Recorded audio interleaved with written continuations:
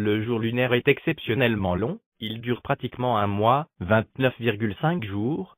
Lorsque les astronautes ont alluni, le soleil se levait. Quand ils ont décollé de la Lune, 33,5 heures plus tard, le soleil était encore en train de se lever. Il était juste un peu plus haut dans le ciel. Tout au long de la mission, nous voyons les ombres se raccourcir à mesure que le soleil monte dans le ciel. Les astronautes ont photographié le soleil au début de la mission, à AS 1246-6806. Ils nous ont aussi donné une photo du drapeau avec son ombre, complète au même moment, à AS 1246-6866. Les astronautes ont aussi photographié le soleil vers la fin de la mission, à AS 1249-7246. Ils nous ont aussi donné une photo du drapeau avec son ombre, complète au même moment, à AS 1248-7160. Sur les photographies du soleil, les truqueurs nous ont exceptionnellement donné 3 reflets. Le troisième est à l'intérieur du soleil. Si vous ne le voyez pas, alors vos contrastes et luminosités ne doivent pas être bien ajustés. Ces 3 reflets nous permettent de tracer la direction du soleil avec une bonne précision. Les truqueurs nous ont également donné une bonne profondeur de paysage et une excellente ligne d'horizon. Ceci nous permet de mesurer l'angle d'inclinaison du soleil au début de la mission de manière assez précise. Si nous traçons les lignes sur une copie d'écran, et mesurons l'angle entre les deux avec un rapporteur, nous trouvons un angle de 26 degrés.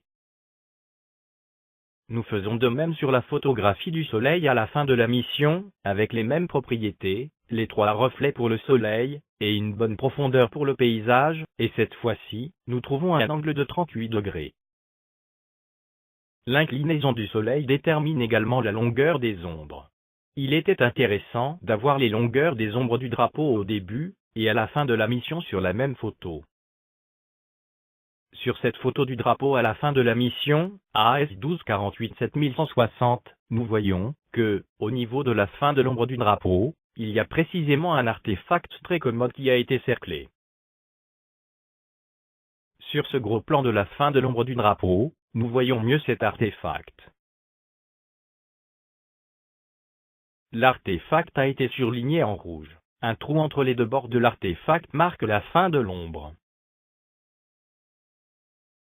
Sur la photo du drapeau au début de la mission, nous trouvons le même artefact. Il a été surligné de rouge, au cas où vous ne le verriez pas. Nous pouvons donc, maintenant voir la fin de l'ombre du drapeau au début, et à la fin de la mission sur la même photo. Faisons une copie d'écran, et mesurons les 2 longueurs de l'ombre du drapeau. Nous trouvons 125 mm pour l'ombre du drapeau au début de la mission, et 77 mm pour sa longueur à la fin de la mission.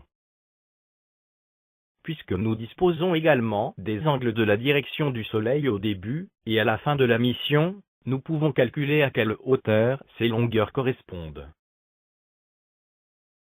Pour le début de la mission, hauteur du drapeau égale 125 fois tangente de 26 degrés égale 60,9 mm.